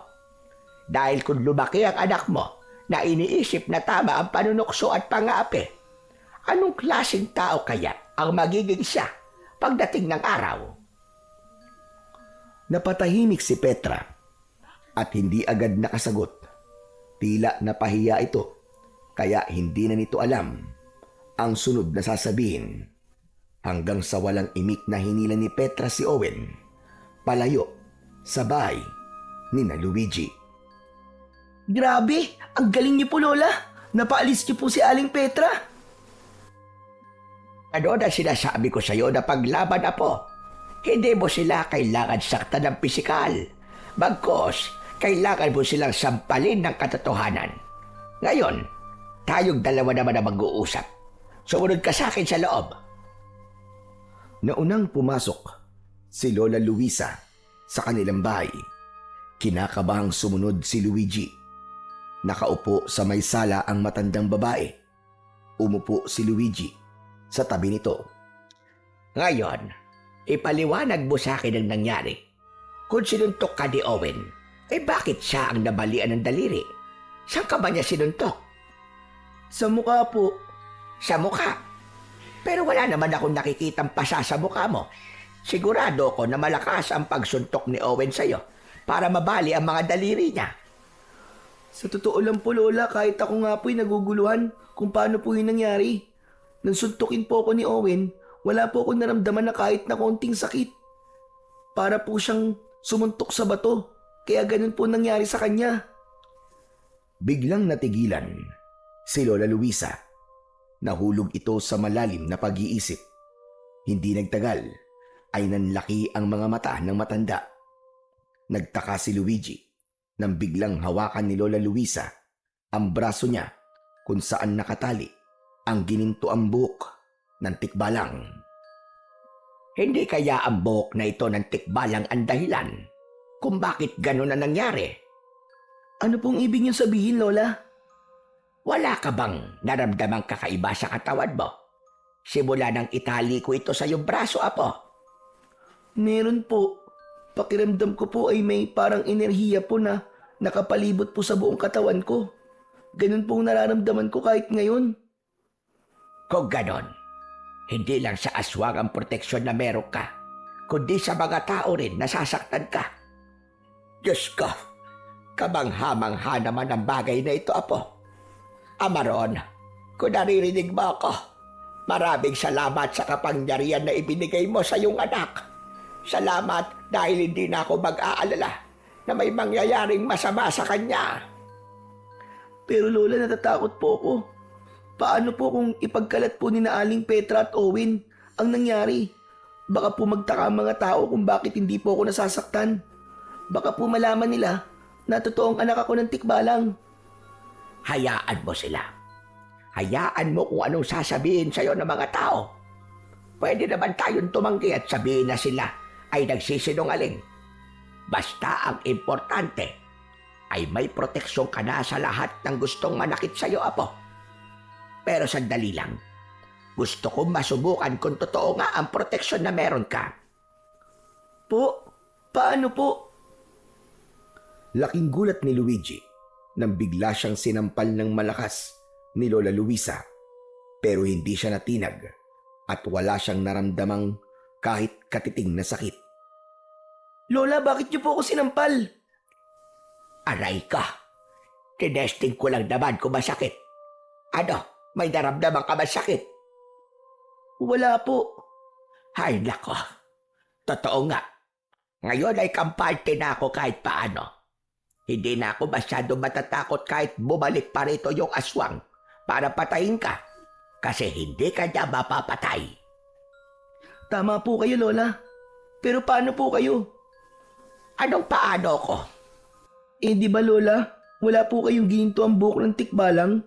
Paano po kapag kayo ang sinaktan ng aswang? Huwag mo kong intindihin, Apo. Kaya kong protektahan ang aking sarili. Ano po kaya kung hati na lang po tayo rito sa buhok ng tatay ko?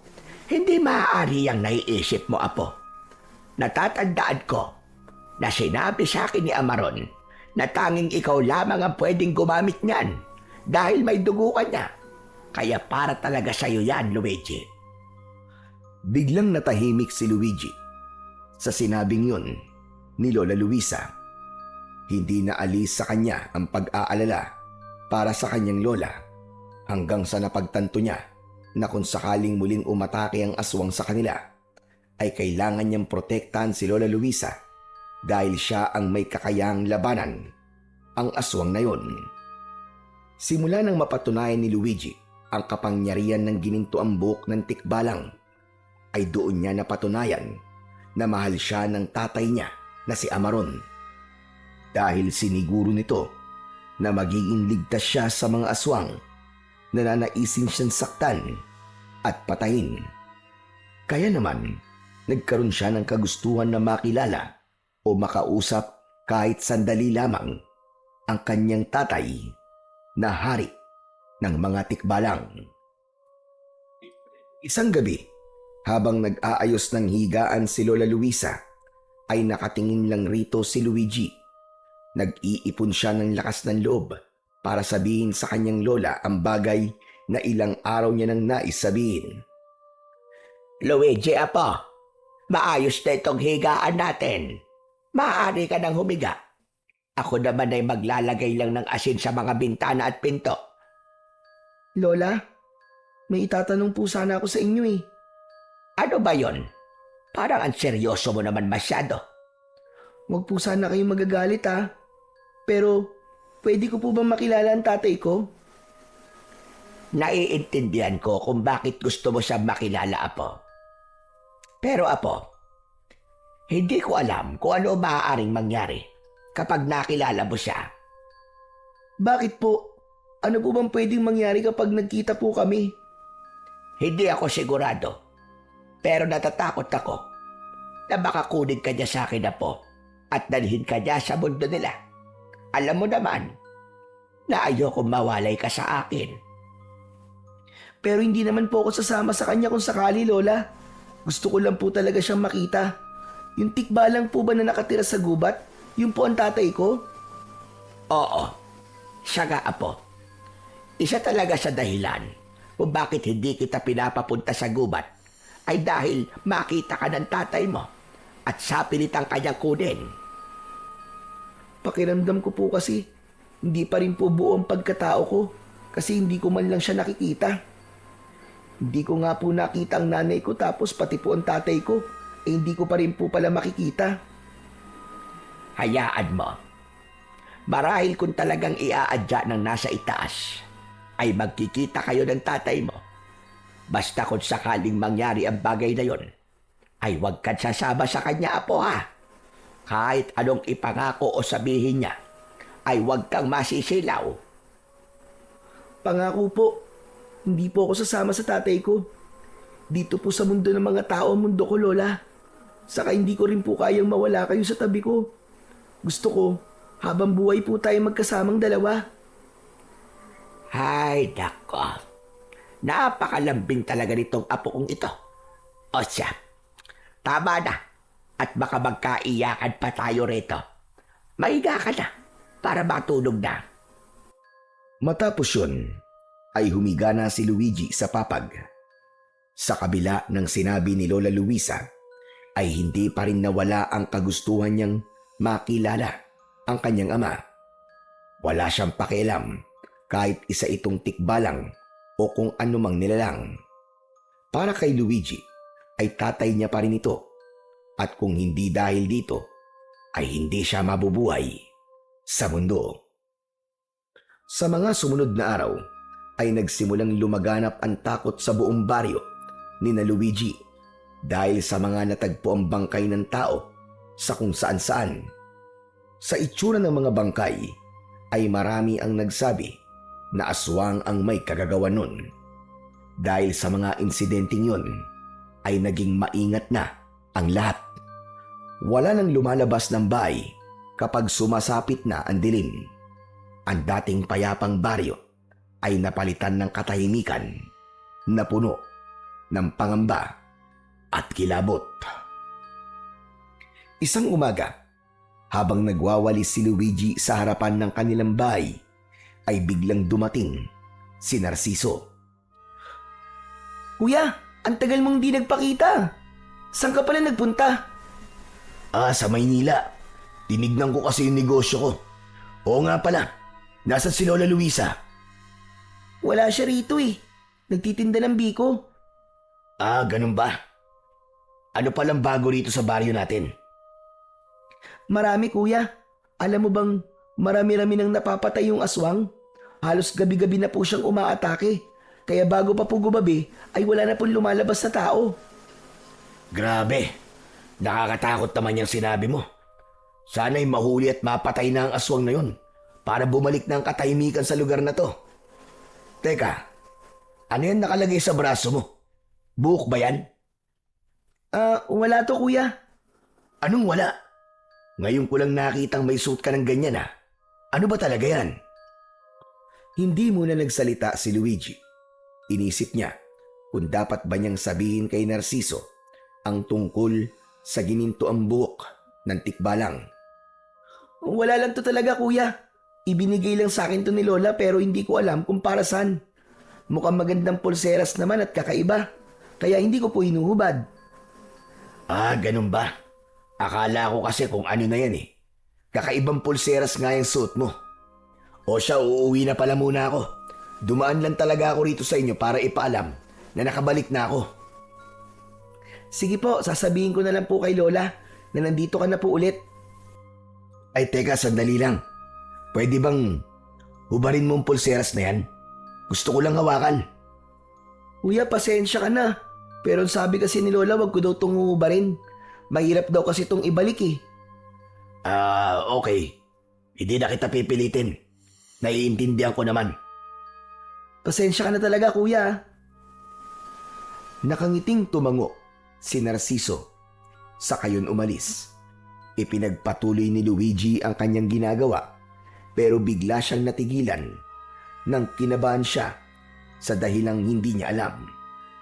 Napahinto siya sa pagwawalis at sa paglinga niya ay nakita niya si Narciso na nakatayo sa hindi kalayuan. Matiim yung nakatingin sa kanya. Kumaway si Narciso sa kanya at gumanti siya ng kaway dito. Matapos yun, ay muling nagpatuloy sa paglalakad si Narciso. Nagtaka si Luigi sa ginawang yun ni Narciso. Tila may kakaiba rito na hindi niya matukoy kung ano. Nang nakauwi na si Lola Luisa, ay agad itong sinalubong ni Luigi. Inabot ni Lola Luisa kay Luigi ang pasalubong nitong banana Q. Pagdating nila sa loob ng kanilang bahay, ay doon naalala ni Luigi ang dapat niyang sabihin sa kanyang lola. Ay, oo nga po pala, Lola. Nandito na po ulit si Kuya Narciso sa baryo natin. Dumaan po siya rito kanina habang nagtitinda po kayo. Ang sabi po niya, galing siya sa Maynila kasi tinignan niya po yung negosyo niya ron. Kaya pala ilang araw na siya hindi nagpupunta rito dahil nasa Maynila siya ng mga nakaraang araw. Pero mukhang hindi maganda ang pagbabalik niya rito dahil sa pag-atake ng aswang dito sa ating baryo ngayon. Kaya nga po, Lola eh. Dapat pala hindi na muna siya bumalik. Pero Lola, may naisip lang po ako. Ano po kaya kung labanan ko po yung aswang? Magilagit. Ano ba yan sinasabi mo, bata ka? Bakit bigla mong naisip ang ganyang bagay? Hindi po ba may proteksyon po ako mula sa gininto ang buhok ng tikbalang? Hindi po ako nasasaktan. Ibig sabihin, meron din po akong kakayahan na makipaglaban dun sa aswang. Nag-aalala na po kasi ako sa mga tao rito sa baryo natin. Hindi po natin alam kung sino po ang susunod na papatayin ng aswang na yon. Habang hindi po kasi namamatay yung aswang na yon, paniguradong madadagdagan at madadagdagan pa po ang mga biktima niya. Tama ka naman sa sinabi mo. Pero hindi ibig sabihin na may proteksyon ka sa mga aswang o kahit anong klase ng nilalang na mananakit sa iyo, ay ikaw nang makikipaglaban sa aswang, apo. Hindi ako pumapayag, Luigi. At bilang lola mo, gusto ko na sundin mo ako. Paliwanag. Pero Lola, hindi niyo po ba naisip na baka kaya ibinigay po ni tatay sa akin ng gininto ang buhok ng tikbalang ay alam niya po na mangyayari ang lahat ng to? Na hindi lang ako ang dapat na proteksyonan ng gininto ang buhok, kundi ang buong baryo. Wala na pero. Hindi ako sangayon sa gusto mong mangyari, Luigi. Huwag mong subukan suwayin ako dahil talagang magagalit ako sa iyo ng todo. Nagkakaintindihan ba tayo? Napayuko si Luigi at hindi niya agad nasagot ang kanyang lola Luisa. Ano, Luigi? Nagkakaintindihan ba tayo? Sumagot ka. Opo, Lola. Susundin ko po kayo. Pinapataas mo ang high blood ko sa pinagsasasabi mong bata ka. Grabe ka, Lola. May high blood ka na. May pinapataas pa talaga. Ay, wala kang pakialam. Oo nga pala. Marami-raming biko ang natira sa mga paninda ko. Kaysa sa masayang, ay mas mabuti pang bigyan ko si Narciso. Sasama po ako sa inyo. Huwag na. Dito ka na lang. Mabilis lang naman ako. Ang gawin mo na lang ay magsaing ka na para maaga tayong makapaghapunan. Hindi na pinilit ni Luigi na sumama kay Lola Luisa sa pagpunta nito sa bahay ni Narciso. Habang inihahanda ng matanda ang dadalhing biko kay Narciso, ay nagsimula ng magpaapoy sa kalan si Luigi. Hindi nagtagal ay umalis na si Lola Luisa. Muling pinag-isipan ni Luigi ang nangyayari sa kanilang baryo at ang kagustuhan niyang harapin ang aswang. Alam niya na kahit na anong dahilan pa ang sabihin niya sa kanyang lola, ay hinding-hindi ito papayag na labanan niya ang aswang kahit pa yun na lang ang paraan upang muling bumalik ang kapayapaan sa kanilang baryo. Unti-unti nang kumakalat ang dilim sa buong paligid. Tapos nang magsaing si Luigi, pero hindi pa rin bumabalik si Lola Luisa ng mga sandaling yon. Medyo kinakabahan na si Luigi dahil mag-iisang oras na simula nang umalis ang lola niya.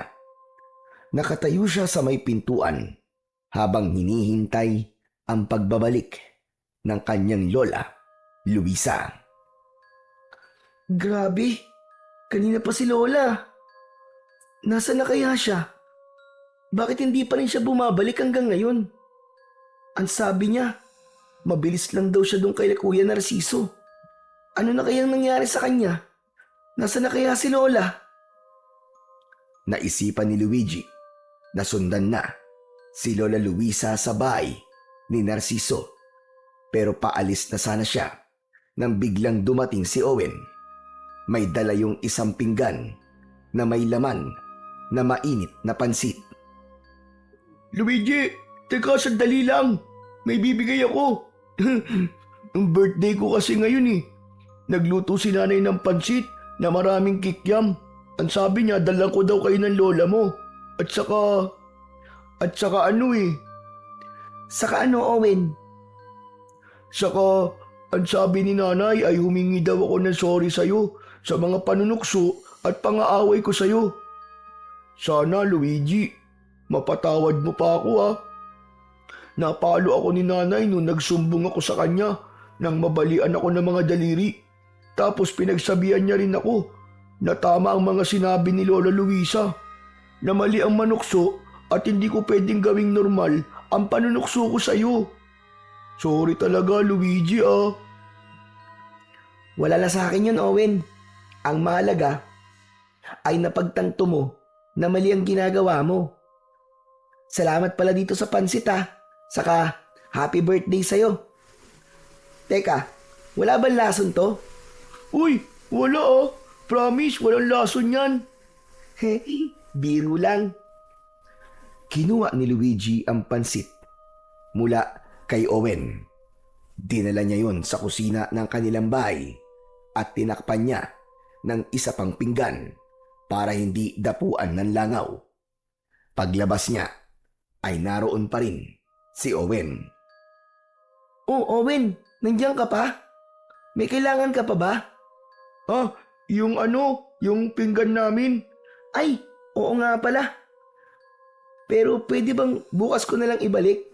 Pupuntahan ko pa kasi si Lola Luisa sa bahay ni Kuya Narciso eh. Okay lang ba yun, Owen? Ganun ba? Kung gusto mo, samahan na kita eh. Kailangan ko rin kasing humingi ng tawad sa lola mo. Sige, bilisan na lang natin kasi malapit ng dumilim. Tara, umalis na tayo. Magkasamang nagtungo sina Luigi at Owen sa bahay ni Narciso.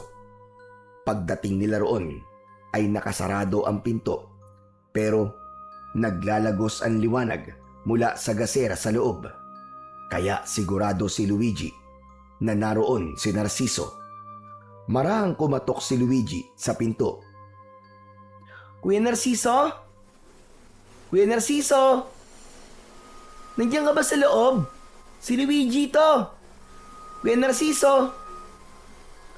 Bumukas ang pinto at sumalubong sa kanila si Narciso. Oh, Luigi, ikaw pala yan. Teka, bakit kasama mo si Owen? Hindi ba yan yung nangaaway sa'yo palagi? Opo, pero dati po yun. Magkabati na po kami ngayon ni Luigi. Hindi ko na po siya aawayin kahit kailan, promise. Totoo ba yan sinasabi mo? Opo naman. Promise, hindi po ako magsisinungaling. Bati na po talaga kami. Mabuti naman kung ganun. Alam mo naman siguro kung anong mangyayari sa'yo kapag tinukso at inaway mo ulit itong si Luigi. Ah, oo nga pala, Luigi. Ano bang ginagawa mo rito? Susunduin ko lang po si Lola, kuya. Kailangan niya na pong umuwi kasi malapit na pong dumilim eh. Aba, wala rito si Lola Luisa. Pero hindi po ba't pumunta po siya rito kanina? Oo nga, may dala siyang biko. Ang sabi niya marami raw natira sa paninda niya, kaya binigyan niya ako. Pero umalis din siya kagad. Wala, wala pa rin siya sa bahay namin, kuya eh. Saan naman kaya po si Lola?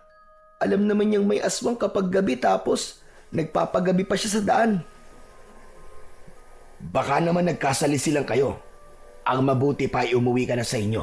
At baka naroon ng lola mo. Sige kuya, maraming salamat. Bagsak ang balikat na umalis si Luigi sa bahay ni Narciso. Bigla siyang kinabahan para sa kanyang lola Luisa. Nang makarating na siya sa bahay nila, ay nagpaalam na rin si Owen sa kanya. Umasa si Luigi na pagpasok niya ay naroon na si Lola Luisa, pero nabigo siya dahil wala pa rin doon ang matandang babae. Dahil doon ay mas lalong tumindi ang takot na kanyang nararamdaman. Walang nagawa si Luigi kundi ang umasang babalik din sa gabing yun si Lola Luisa. Ngunit sumapit na ang 8:00 ng gabi, pero wala pa ring Lola Luisa na bumalik sa kanilang bahay. Hindi na mapakali si Luigi. Palakad-lakad na siya. Hindi niya alam ang kanyang gagawin. Hindi rin maalis ang pag-aalala sa kanya dahil sa katotohanang may aswang na gumagala at pumapatay ng mga tao sa kanilang baryo tuwing gabi. Diyos ko, ano ba yan? Nasaan ka na ba, Lola Luisa? Sana naman ay okay ka lang kung nasan ka man ngayon. Sana umuwi ka na, Lola. Sana makauwi ka ng ligtas. Hanggang sa hindi na kinaya ni Luigi ang kanyang paghihintay. Naisipan niyang magtungo sa bahay ng kanilang kapitan del barrio upang humingi ng tulong at upang makasiguro sa kanyang kaligtasan ay kinuha niya ang matalas na itak na nakasabit sa dingding sa kusina. Akmang bubuksan niya na ang pinto nang may biglang kumatok. Tumalon ang puso ni Luigi. Ang unang pumasok sa isip niya ay ang lola niya na yon, kaya walang pagdadalawang isip na binuksan niya kagad ang pinto. Ngunit nawala ang kasiyahan niya nang si Narciso ang kanyang nakita. Oh, ikaw pala yan, Kuya Narciso. Akala ko si Lola na eh. Kailangan mo sumama sa akin, Luigi. Alam ko kung nasa si Lola Luisa. Ano? Talaga? Nasaan siya, Kuya? Nasa gubat siya ngayon. Tara, bilisan mo. Teka. Ano namang ginagawa ni Lola sa gubat? Kanina kasi, nang sabihin mong di pa nakakauwi si Lola Luisa, ay nag-alala rin ako sa kanya. Hinanap ko siya at hindi ko alam pero may pakiramdam ako na nasa gubat siya.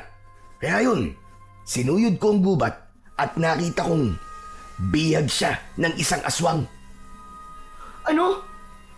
Kung ganun, Kuya, kailangan natin siyang iligtas. Tama, kailangan natin siyang puntahan ngayon bago pa mahuli ang lahat. Tara na, bilisan natin! Hindi na nagsayang ng oras sina Luigi at Narciso.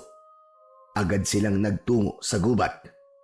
Mahigpit ang hawak ni Luigi sa kanyang itak habang nasa unahan niya si Narciso. Pero Kuya, bakit naman bibihagin ng aswang si Lola? Di ba? Isipin mo. Sa totoo lang ay hindi ko rin alam. Basta, nakita ko lang siya rito na nakatali sa isang puno habang may isang aswang sa tabi niya. Sana talaga hindi pa uli ang lahat. Sana ay maabutan pa nating buhay si Lola Luisa. Diyos ko, sana nga Kuya. Hindi ko kayang mabuhay nang wala si Lola Luisa. Hindi siya pwedeng mamatay. Nang sandaling yon, ay biglang naisip ni Luigi ang dahilan ng pangyayaring yon. Napagtanto niya na kaya binihag ng aswang ang lola niya ay dahil sa kanya. Maaaring buhay niya ang hihinging kapalit ng aswang na bumiyag sa kanyang Lola Luisa para sa kalayaan ng kanyang lola.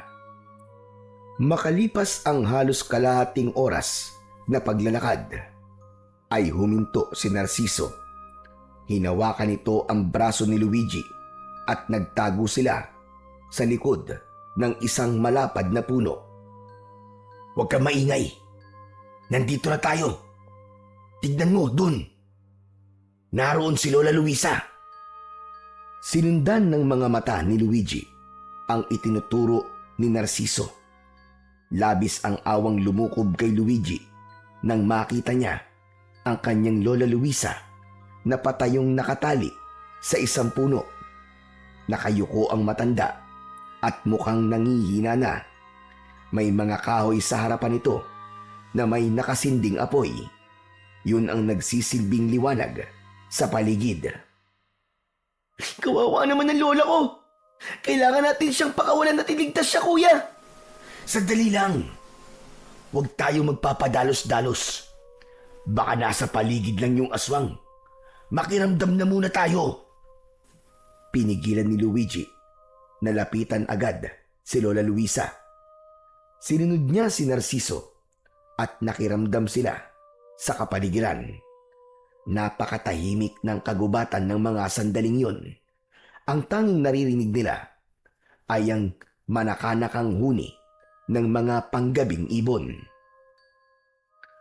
Sa tingin ko ay wala sa paligid yung aswang. Kumilos na tayo, Luigi. Tara, bilisan natin.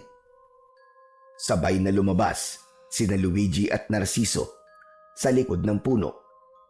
Maraan silang naglakad sa kinaroroonan ni Lola Luisa. Malakas ang kaba ni Luigi habang patuloy siyang lumilinga sa paligid. Pakiramdam niya kasi anumang sandali ay biglang magpapakita sa kanila ang aswang na bumiyag kay Lola Luisa. Biglang bumilis ang paglalakad ni Narciso, kaya nauna itong makalapit kay Lola Luisa na nakatali sa puno. Huminto muna si Luigi upang tignan ang buong paligid. Nais niyang makasiguro na wala roon ang aswang na maaaring biglang umatake sa kanila. Umangat ang muka ng matanda at nang makita nito si Narciso ay bigla itong sumigaw at nag-hysterikal. Huwag mo akong sasaktan! Lumayo ka sa akin, maawa ka! Huwag mo akong sasaktan! Lola, si Kuya Narciso po yan. Hindi po kayo dapat matakot sa kanya, Lola. Luigi, apo. Diyos ko, anong ginagawa mo rito? Hindi ka dapat sumama kay Narciso. Umalis ka na! Umalis ka na, apo. Tumakbo ka! Si Narciso ay... Tumahimik ka! Hayaan mong ako ang magpakilala kay Luigi kung sino o ano talaga ako. Tumingin si Narciso kay Luigi habang may nakakatakot na ngisi sa mukha nito.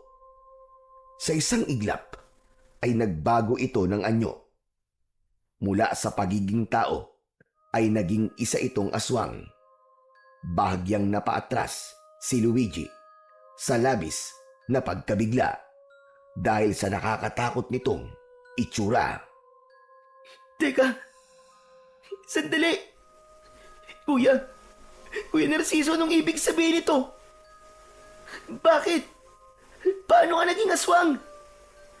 Hindi mo pa rin ba nauunawaan? Matagal na akong aswang, Luigi. Sadyang nakipaglapit lang ako sa'yo upang mapatay kita. Magiging sagabal ka sa aming mga aswang kapag ikaw ay nasa ustong edad na dahil ang dugo mo ay pinaghalong dugo ng tao at ng tikbalang.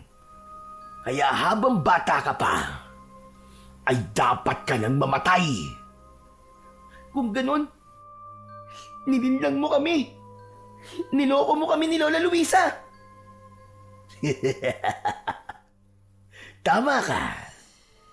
Ginawa ko yun para makuha ko sa'yo ang ginintuang buhok ng tikbalang. Dahil alam ko na habang nasa katawan mo yan, ay walang kahit na sino ang makakapanakit sa'yo. Para kang bato. Kaya ngayon, bibigyan kita ng pagkakataon na iligtas ang buhay ng mahal mong lola. Huwag kang makinig sa kanya, Apo. Huwag mong alisin sa katawan mo ang ginintuang buhok ng tikbalang. Hayaan mo na ako mamatay, Apo. Wala na. Wala na ako, Apo. Masaya na ako sa mga nangyari sa aking buhay. Wala na akong hahanapin pa. Pero ikaw, napakabata mo pa para mawala sa mundong ito. Marami pang mangyayari sa iyong magagandang bagay, Apo. Tumakas ka na, iligtas mo na ang sarili mo, Apo. Pero Lola, hindi ko po kaya mabuhay nang wala po kayo. Kaya mo. Kaya mo, Apo. Naniniwala ako na kaya mo. Sige na, umalis ka na rito. Tumakbo ka na. Manahimik kayong dalawa. At ikaw naman, tanda. Ayoko nang marinig ang boses mo. Dahil papatayin talaga kita. Wag! Wag, kuya. Wag mo sasaktan ang lola ko. Parang awa mo na. Wag mo siya sasaktan. Kung gusto mo mabuhay pa ang lola mo, ay sundin mo ang sasabihin ko sa'yo. Alisin mo sa katawan mo ang ginintuang buhok ng tikbalang. Sunugin mo yan sa apoy na nasa iyong harapan. Sige na, sunugin mo na. Luigi, Apo. Wag! Sinabi ng tumahimik eh. Huwag mong ubusin ang pasensya ko, tanda.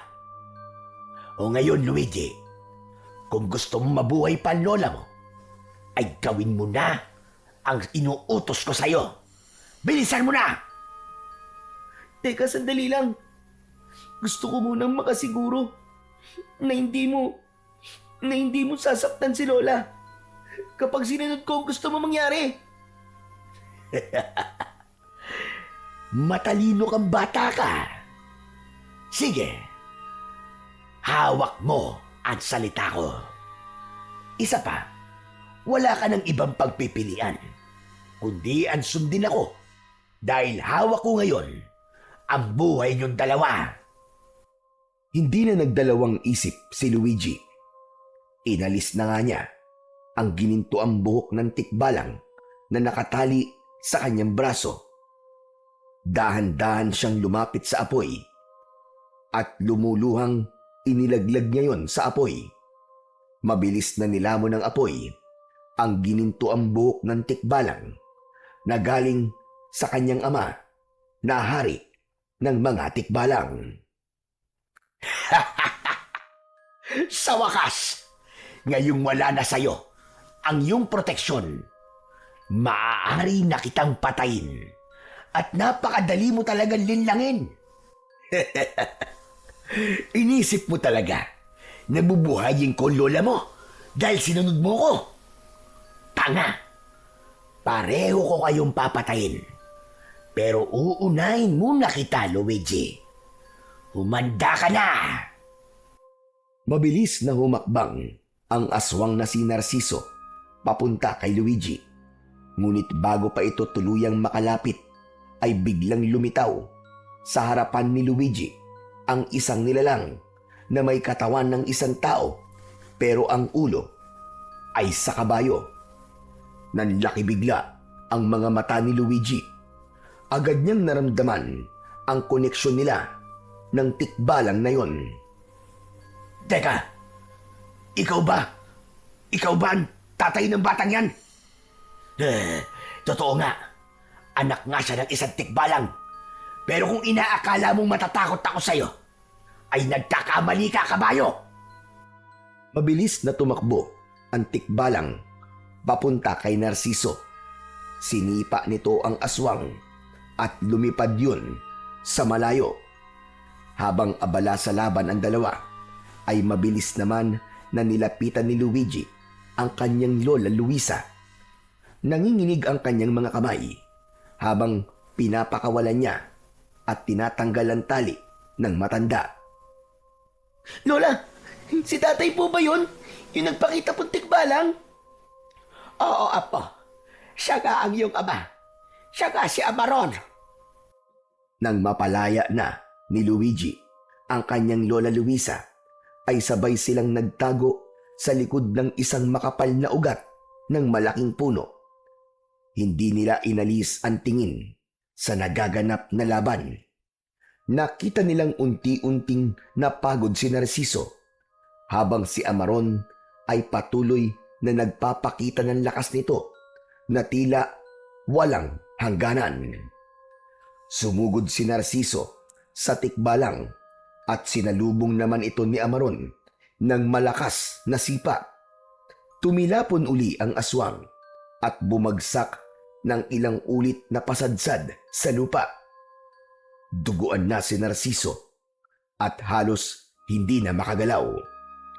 Dinampot ni Amaron ang isang sanga at buong puwersa nito yung itinarak sa leeg ng aswang.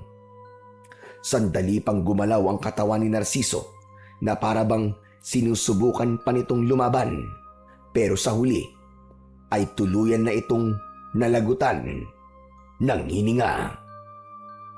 Ligtas na tayo, Lola. Napatay na ni tatay ang aswang. Biglang tumingin ang tikbalang sa kanila. Imbis na matakot, ay pagkasabik ang naramdaman ni Luigi. Hindi siya makapaniwala na abot kamay na niya ang kanyang ama na hari ng mga tikbalang. Dahan-dahan siyang lumapit kay Amaron habang nakahawak si Lola Luisa sa kanyang kamay. Ikaw po ba si Amaron? Ang aking ama? Oo, ako nga ang iyong ama. Patawarin mo ko. Dahil ako ang dahilan kung bakit nakakaranas ka ng pangungutya sa mga kauri mo.